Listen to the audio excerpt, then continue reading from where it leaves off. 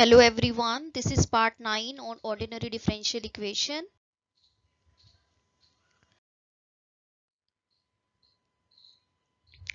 So today I am going to explain the next method to how to solve the second order homogeneous linear differential equation, and this method is the homogeneous equation with constant coefficients. So this is a special case in which our px and qx, they are constants. Let it be p and q, right? So we are given equation of the form y double prime plus py prime plus qy is equal to 0, where y prime denotes the first derivative of y with respect to x and double prime denotes the second order derivative of y with respect to x. P and q, they are the constants, right? So we have to solve such type of differential equation. Now in this case we assume that e to the power mx as a solution. Since we know that e to the power mx has the derivatives with constant multiple of function itself, so we can use this as a starting point. So we assume that e to the power mx is a solution of equation number 1. So this implies that this e to the power mx satisfy equation 1. So that means what is the first derivative of e to the power mx? It is m into e to the power mx. What is the second derivative of e to the power mx? It is m square e to the power mx. So substitute y double prime and y in this equation number 1. We will have m square times e to the power mx plus p into m into e to the power mx plus q into e to the power mx is equal to 0. So we can take e to the power mx to be common and we will have this equation number 3. Now further we note that e to the power mx is never 0. So equation 3 will be hold if and only if this m satisfy this auxiliary equation, which is m square plus pm plus q is equal to 0. Now, so after solving this quadratic equation, we will have two roots. Roots will be given by this formula, and this is minus p plus minus p square minus 4k under root divided by 2. Right? So these are the roots.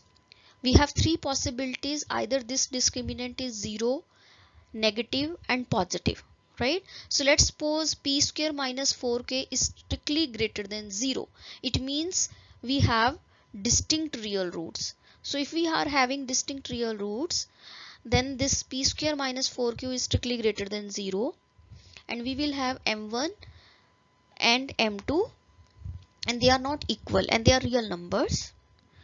So we can substitute this m value of m in y is equal to e to the power mx in the solution. So when we put m1 and m2, we will have these two are the solutions, right? So this is your y1, this is your y2. When you divide y1 with y2, you will have this. Since m1 is not equal to m2, so clearly this is not zero number, not equal to 0 or any other constant.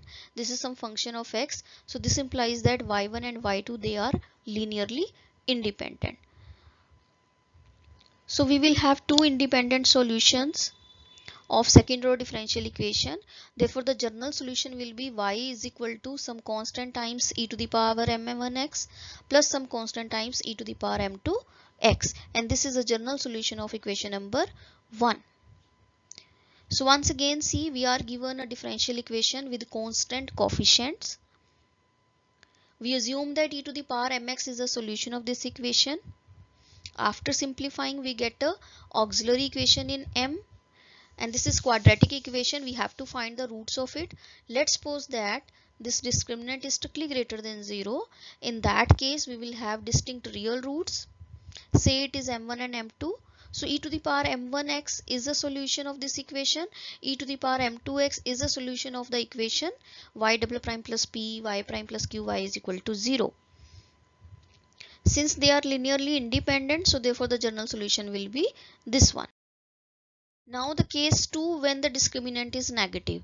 So when p square minus 4q is less than 0, then the roots are in the form of complex numbers. So let it be a plus minus iota b. We know that the roots exist in the form of conjugate pairs. So if one root is a plus iota b, the other root will be a minus iota b. So now you substitute the value of this a plus iota b in terms of m1. You will have e to the power a plus iota bx, and this can be written as e to the power ax into e to the power iota bx. Further, we know that by using the Euler's formula that e to the power I theta will be cos theta plus iota sin theta. So you can substitute the value of e to the power iota bx as this, cos bx plus iota sin bx. Same way, e to the power m2x will be e to the power a minus iota bx, and you will have this is cos bx minus iota sin bx. So 8 and 9, they are the solutions of equation number 1, but we are interested only in the solution which are having the real valued functions. So we have to remove this iota,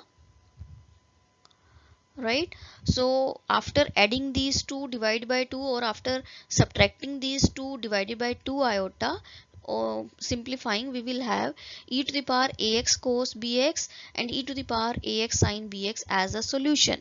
So whenever we have the complex roots, and then e to the power ax, which is a real part, and imaginary will become in the terms of cos and sine, right? So this is cos bx and sin bx.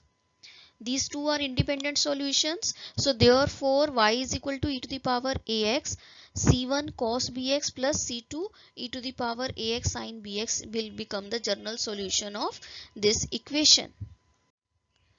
So remember that whenever we have complex roots, the solution will be of the form e to the power ax times c1 cos bx plus c2 sin bx, where the roots are of the form a plus minus iota b.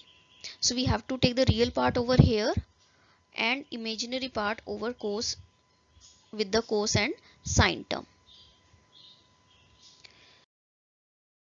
Now the next case is a equal real roots, means discriminant is 0. So whenever the discriminant is 0, the roots are equal real numbers. Let it be e to the power mx, right, with this m to be minus p by 2. So we have one solution.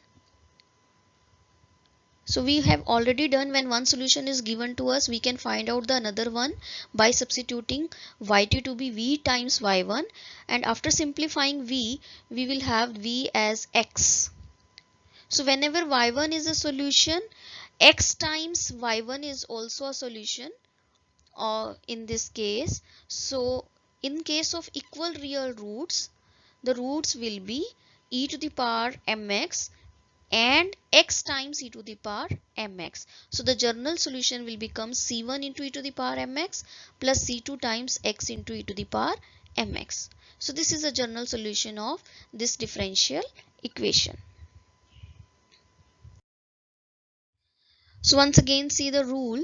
You are given differential equation with constant coefficients. Assume that e to the power mx as a solution. Then after substituting, we will have this auxiliary equation. Just replace y double prime with m square, y prime with m, and y with 1. You will have this. So you will have m square plus mp plus q is equal to 0. This is an auxiliary equation. This is quadratic equation. Find out the roots of it.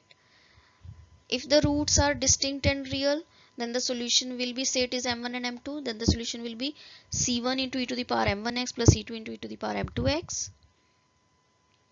If we have repeated real roots, then one solution is e to the power mx and the other solution will be x times e to the power mx. And the third case, when the complex roots, means the roots are of the form a plus minus iota b, then the solution will be of the form e to the power ax times c1 cos bx plus c2 sin bx.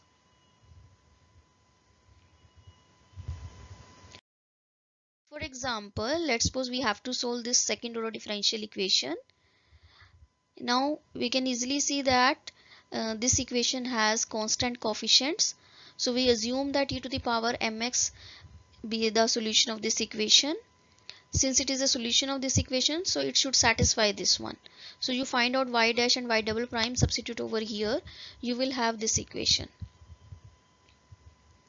Since it cannot be 0, so we will have this should be 0. M square plus m minus 6 is equal to 0 implies that now you just find out the roots of this quadratic equation. So you will have m square plus 3m minus 2m minus 6 by making the factors. So the roots are 2 and minus 3. So since these roots are distinct and real, so the solution will be c1 y1 plus c2 y2, where y1 is e to the power m1x and y2 is e to the power m2x. m1 is 2 here, so e to the power 2x, and m2 is minus 3 here, so e to the power minus 3x. These are the solution.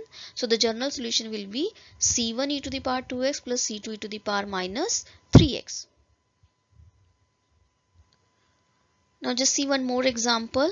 Let's suppose we have to solve this equation y double prime minus 6y prime plus 25y is equal to 0. Again, this is an equation with constant coefficient, so we can assume that e to the power mx be a solution. So we get auxiliary equation m square minus 6m plus 25 equals to 0. Find out the roots. It will be minus plus हो गया. This is 6 plus minus square root of b square minus 4ac divided by 2a. So after simplifying, this is 3 plus minus 4 iota. So these are distinct complex roots. So the solution will be yg will be e to the power this real part 3 times x times c1 cos 4x plus c2 sin 4x. So this is a solution of this second order differential equation.